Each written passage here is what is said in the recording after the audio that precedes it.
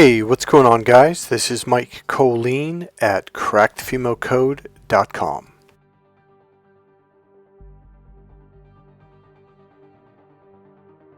Okay, so this video is going to give you a little bit of, I don't know if it's a warning. It kind of is in a way, but I think it's kind of a smart thing to be aware of.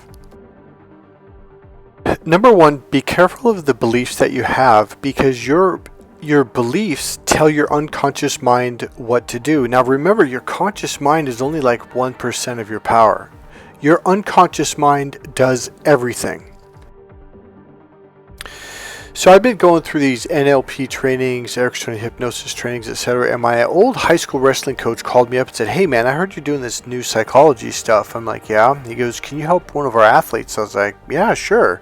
So he had a mental block and I went and worked with him. I ended up working with another kid. But then I pulled the coaches aside and said, "Hey, I need to teach you guys something." Because I noticed something that they were doing was this really, really bad habit. And it was causing the kids to lose points and also to lose their wrestling matches. So one of the things we learned, and here's the funny thing, is like I actually learned this in high school football and also in college. And you also see professional football teams, baseball teams, and basketball teams employ this psychological tool. So here's what it is. So one thing they go over a lot in NLP, they'll repeat it, is they'll say focus on what you want because you get what you focus on. Now I'm sure you guys have seen that little, not little, but big iceberg image where the very top, just the very tiny tip, 1% is showing above the water. And then when you go under the water, it's this big, massive thing. Well, that's your unconscious mind. Your unconscious mind controls everything. The only thing you do consciously, and this makes it great, the only thing you need to do is give it the image that you want. So when we'd run down the tunnel onto the football field, we'd have all these like big bold letters written on the walls, like, you know, see victory, see victory in hand, see your hands being raised, or, you know, scoring the touchdown or whatever. It wasn't like don't make a mistake, don't screw up, you know, don't fumble the ball. OSHA out here in the United States, now OSHA is the safety, whatever, I forget what it's called, but it's the safe, like for factories and businesses, you have to follow certain rules and OSHA sets them. And they'll come into factories and businesses, this is what they do year round to make sure people are following the rules and looking for safety, you know, protocol and all that stuff. So one year they thought they got wise and said, "Hey, let's do this. Let's make a big thing to put up on the wall, a big poster or big sign, and what we're gonna do is we're gonna put a man on there, and he's slipping on a banana peel, and his legs are going up in the air, and he's falling back on his back, right? And then they're gonna put the words that say, 'Don't slip.'" So there's an image of a man slipping, and then the words, the text say, "Don't slip." Now OSHA literally did this all over the United States. The very first year that they did this and put signs up by stairs going down and just anywhere, it didn't matter. People were literally constantly falling, slipping, and having accidents, and their insurance costs went sky high. Now I mean through the roof, like it was not even close. There was a direct correlation. OSHA figured this out, like holy shit, when did this start happening? Oh wait, we put those signs up about a month before that started happening. Your unconscious mind follows the images that you send it. Period. End of sentence. So here's what happens. OSHA comes in and took all the signs down, and you know what they changed it to? Watch your step. Be sure-footed. Have firm footing. And all of a sudden, all the accidents went down to normal, or below actually what the accidents were before they put up the first sign. So your unconscious mind goes by the words and the imaging that you give it. So one of the things that you've got to be careful of is, so a lot of people say, "Oh, you know, I don't want to be poor. I don't want to be poor." I'm like, no, don't say it. Don't say it like that. I would rather have you say, I don't want to be filthy rich. I don't want to be filthy rich. I don't want to be filthy rich. Why? Because you get what you focus on, so focus on what you want or don't want. Meaning you're going to get whatever you focus on. Period. End of sentence. You're like, well, what do you mean? Why would you say I don't want to be filthy rich? Because you're focusing on being filthy rich. In order to understand the sentence, you have to image filthy rich. The image has to go in. See, it doesn't matter whether you say I want to or I don't want to. All that matters is what comes after that, because that's the image you're sending to your unconscious mind. Your unconscious mind functions off of the images that you give it.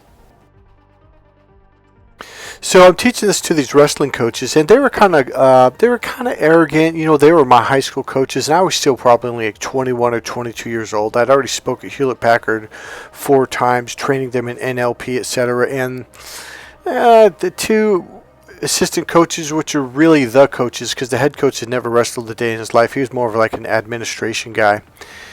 And so I'm trying to teach this to them. They're like, oh, okay. And I was like, so tell them, and I so tell them what you want them to do. Stop telling them what you don't want them to do, because in the heat of the moment, when they're in an intense wrestling match, they're going fast, they're going to do it unconsciously. They're like, oh, come on. So if I tell him not to do something, he's going to do it. I'm like, yeah. So I had brought up the examples of the last couple tournaments that we'd been to. I go, well, remember when you told so-and-so don't do this, and then he did it the very split second you said it? He goes, oh, come on. He was going to do that anyways. I'm like, no. I go, that was a direct connection of you saying that. It was like within a second or half a second after you said it, boom, he did it. So we had a guy advancing into the subsection tournament. He was going to go to sections. He was beating this kid by I think it was like 9 points or 11 points or something. It was almost at the mercy rule. And all of a sudden, it's the very last round. He's face down on the mat. He's winning by like 9 points or more. And I think there's like 20 seconds left in the match. And all of a sudden, the coach, one of our coaches who was right next to me, he goes, don't raise your right hand. And the kid, boom, raises his right arm. Boom, got pinned. Your unconscious mind does whatever you tell it. So the coach looks at me. He goes, huh? I go, see, I told you. Good job. I'll be watching the UFC fight, and one of the coaches will tell him what not to do, and I'll tell him, okay, you watch, he's going to do this right now when he goes out in the match within the 20 seconds. So let's say they're in between rounds, and you know they're taking their 1 minute rest break, and the coach's like, do this, don't do this, don't do it. Boom, he goes out and he does it, and everyone's like, how did you know that? I go, because this coach literally told him not to do it. Well, yeah, I told him not to do it. I go, you don't understand. Like, your unconscious mind doesn't. Okay, here's the other. Okay, let's say this part. Your unconscious mind does not process a negative. So if I say don't think of a pink elephant, what do you have to think of and picture, literally picture, in order to understand the sentence? A pink elephant. Now go ahead and raise your right arm or your left arm. Okay, in order for you to do that, you had to move 212 different muscles. They had muscle 1 had the tension 3.5 pounds, muscle 2 7.2 pounds, and radiate and roll and move at this certain angle. You did not do that. When you were a little baby, an infant, you just flopped around. You had no muscle control. You blah, blah, blah, blah, the slobber was coming out of your mouth. You were flopping your arms around about the 5th month or something like that, and you'd look at your arm and go, holy shit, what's that?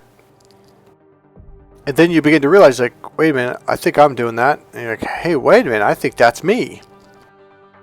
It took you a year or more just to frickin' stand up and take 4 steps.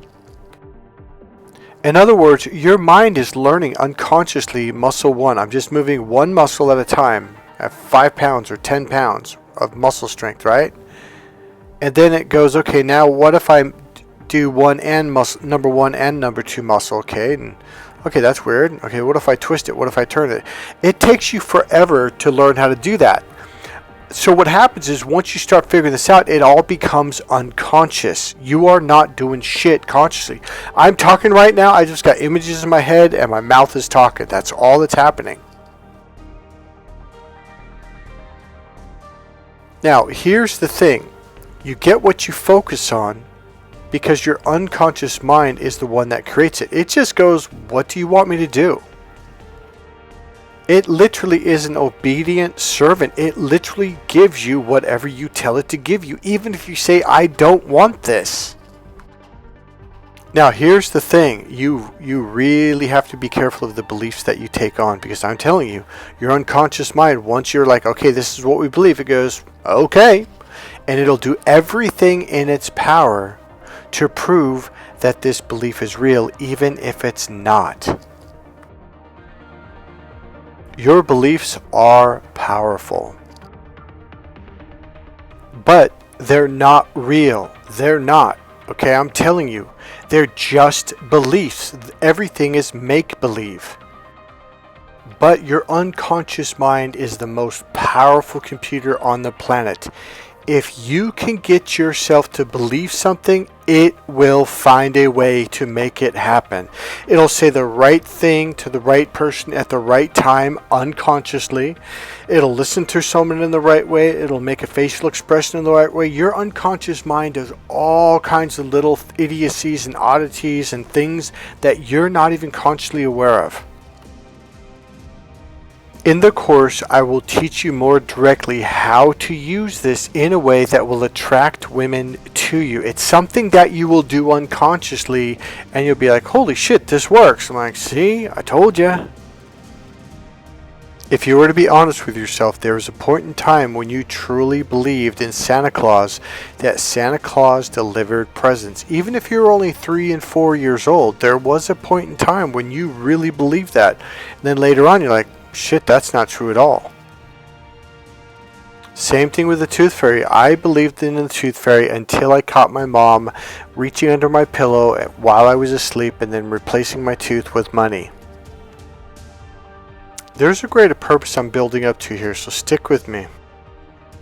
Okay, so when I was a kid, I grew up in a family of cigarette smokers. I couldn't stand it. My brothers smoked, my mom smoked, my stepdad smoked. I think even at one point my dad smoked.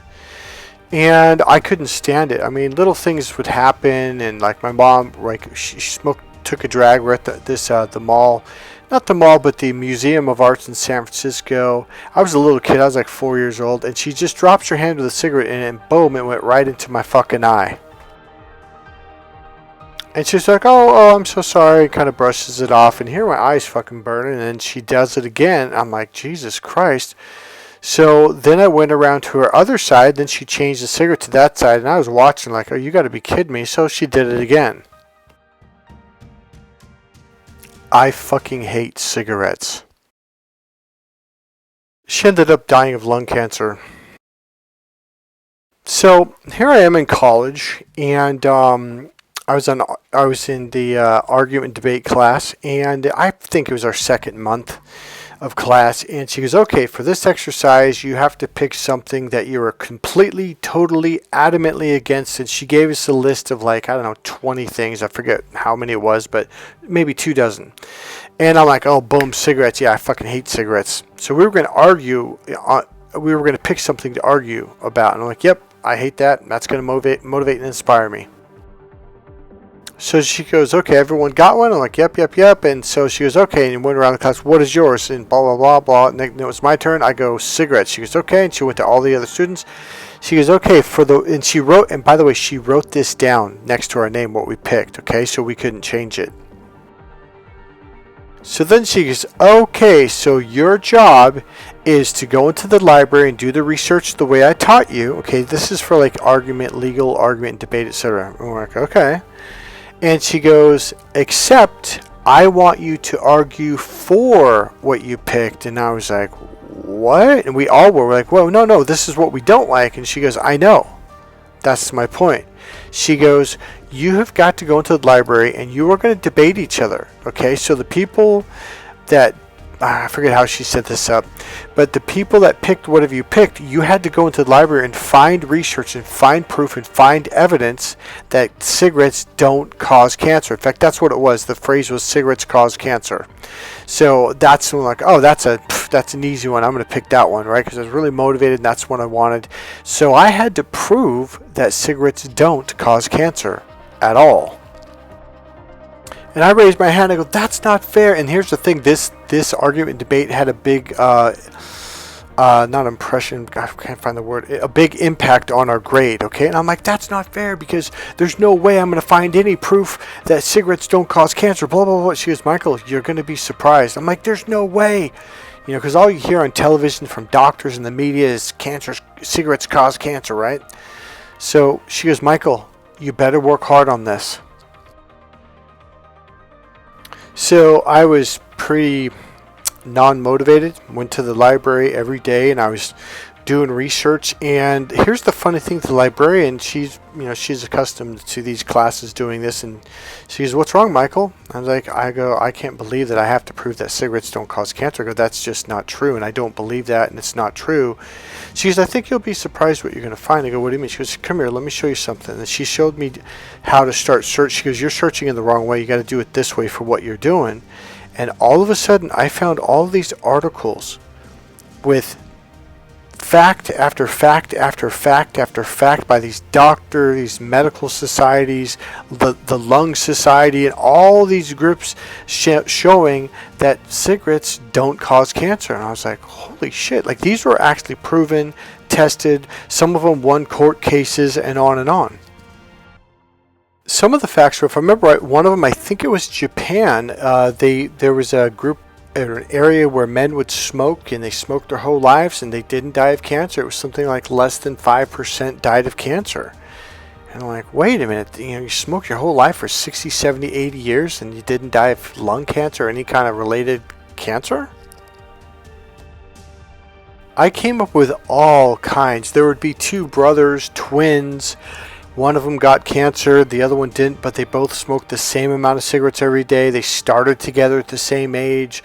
They smoked the same amount of packs every day, etc., etc. One of them died of cancer, the other one lived. I found all kinds of evidence, and what happened was my brain goes, wait a minute, maybe cigarettes don't cause cancer. Here's the deal. This research we had to do for this actually proved to me that, wait a minute, cigarettes don't cause cancer. I know that sounds bizarre, but my brain, it really challenged my beliefs. And things that I learned in energy healing and consciousness work and how the unconscious mind can create whatever you tell it to create, that's what's going on. Be careful of what you believe. Beliefs create your emotions. Because beliefs create emotion, and emotion is the energy that creates your reality. Now, being a hypnotherapist, I understand how powerful beliefs are. During our master hypnotherapist certification course, at the very end, in order to pass, you had to convince someone's unconscious mind of something that was easy to do that they couldn't do it. Now, I get this guy that was a bodybuilder. This dude was huge. I had to convince his unconscious mind that he couldn't pick up a pencil. That's right, a goddamn pencil. He killed them all with a pencil. That's John Wick, by the way. So they gave us a script, which is cool. They're like, just keep running him through this script over and over and over until you think, he's been, hypnotized to believe this. And I did it, and I go, how do you feel? He goes, I feel fine. I don't feel like anything's changed, and I didn't either, to be honest with you. So he went to pick up a pencil. Now, this was in front of a room of doctors and people with their master's degree in therapy and psychology and all that stuff. And I'm going, oh God, there's no fucking way this is going to work. I'm like, yep, I'm going to fucking fail. But then John Wick showed up. Oh, I'm sorry, wrong movie. I meant Neo.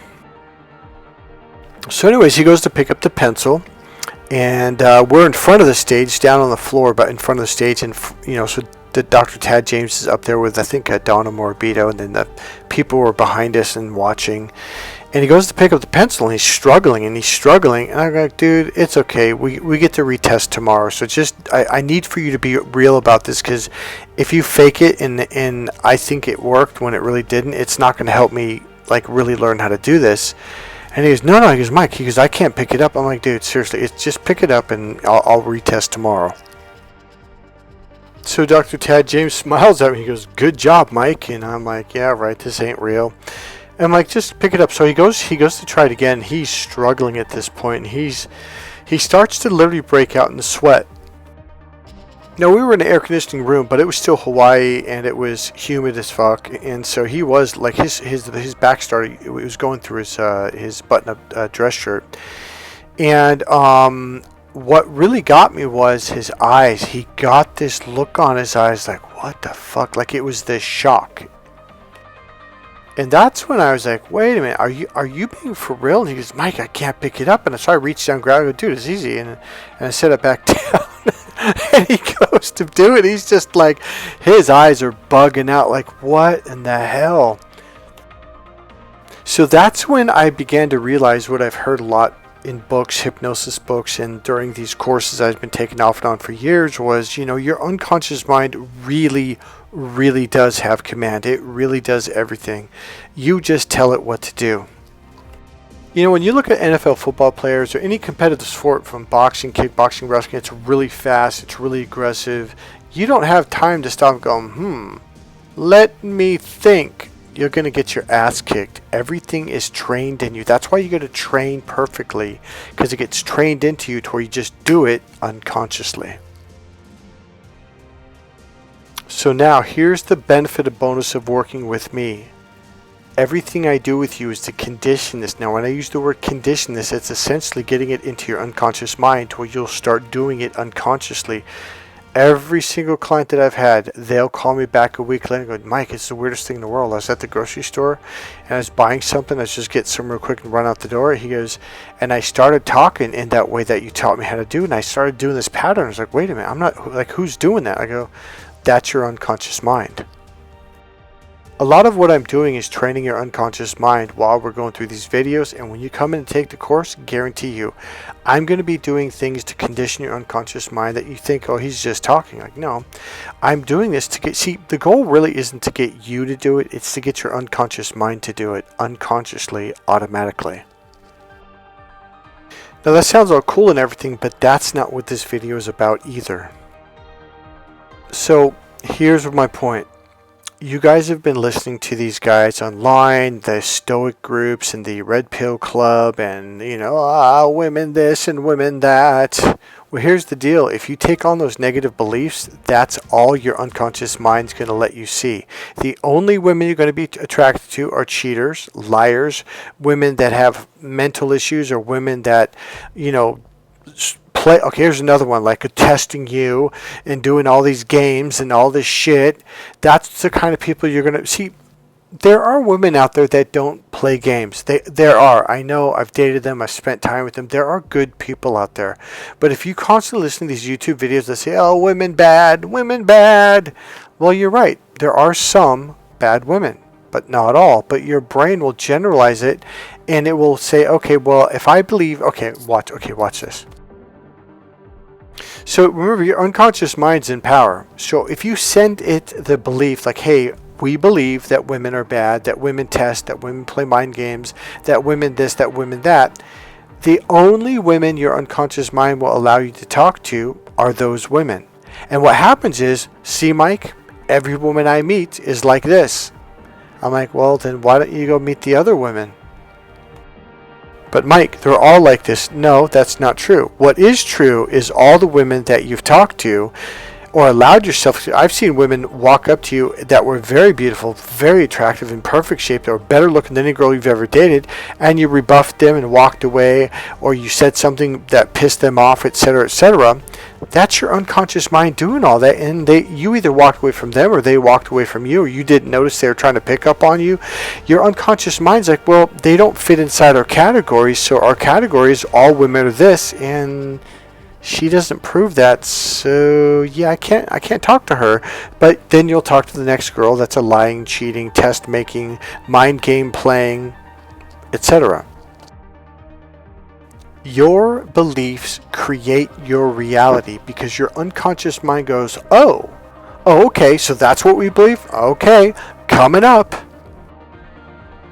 I mean, seriously, do you really believe a bodybuilder can't pick up a pencil? No, obviously he can. But he didn't believe it, and therefore he didn't allow himself to do it. I mean, even John Wick can pick up a fucking pencil. Did you know that John Wick killed 4 men with a pencil? A fucking pencil. Now here's the other thing. So once again, I just turned on YouTube and boom, first thing that popped up was some guy that says never do this with a woman. Every fucking video from men, it's all negation, negation, negation, negation, negative, negative, negative. The male language is the negative language, meaning 1 minus 1 equals 0. It's always minusing and subtracting. The right brain is the addition brain. So what's happening is these guys are training you to unconsciously think and communicate in the negation way, in the left brain way. And so you're going to struggle with women because women absolutely do not like that languaging because it's fucking negative. You're always looking for the negative. All of these videos are saying, don't do this, don't do that, don't do this, or she's going to leave you. Don't do this, or she'll lose respect. And once a woman loses respect, then it's over. Well, here's something that you should, here are the 5 main things you should never do when blah, blah, blah with the women. I don't want to hear that stuff. I want to hear, what should I do? What do I want to do? How can I get what I want? That one shift in your mentality will literally change your entire life. That's my entire course. I tell you what to do to make her feel good, to make her be attracted to you, to make her want to be with you. I don't do any of this. Don't do this. Don't do that. Otherwise, she's going to get pissed. I don't do any of that. All right, guys, that's it for this video. Remember, click subscribe, click the like button, go ahead and make a comment. And if you want to support this channel, please go ahead and buy 1 or more of my dating relationship books. Crack the Female Code is the #1. All right, guys, I'll see you in the next video. Bye.